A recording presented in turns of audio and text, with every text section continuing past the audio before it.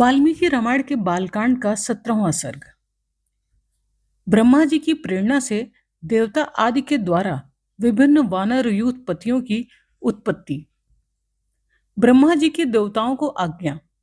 जब भगवान विष्णु राजा दशरथ के पुत्र के रूप में प्रकट हुए, तब ब्रह्मा जी ने सभी देवताओं, ऋषियों, गंधर्वों, अप्सराओं, नागों और विद्याधरों से आह्वान किया कि वे भगवान विष्णु अर्थात श्री राम की सहायता के लिए पराक्रमी इच्छानुसार रूप धारण करने वाले काम रूपी और अस्त्र विद्या विशारद वानर पुत्रों की सृष्टि करें। प्रमुख वानर युगपतियों एवं वीरों की उत्पत्ति। सभी देवता गणों ने ब्रह्मा जी की आज्ञा मानकर वानर रूप में बलशाली पुत्र उत्पन्न किए। जामवन। ब्रह्मा जी ने जमभाई लेने पर उनसे स्वतः प्रकट हुए।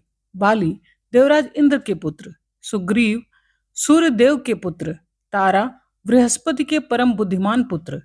गंधमादन कुबेर के पुत्र। नल विश्वकर्मा के पुत्र। नील अग्निदेव के परम तेजस्वी पुत्र। मैंद और द्विविद अश्विनी कुमारों के अति सुंदर और पराक्रमी पुत्र। सुषेण वरुण देव के पुत्र। शर्भा पंजन्य देव के पुत्र।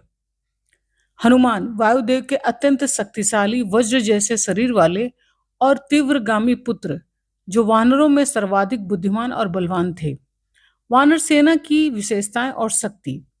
असीम शक्ति वे वानर वीर विशालकाय पर्वतों और मेघों के समान ऊंचे तथा असीम बल वाले थे। अस्त्र शस्त्र में निपुण, वे नख और दांतों से ही शास्त्रों का काम कर लेते थे। बड़े बड़े वृक्ष उखाड़ सकते थे और पत्थरों तथा पर्वतों से युद्ध करते थे।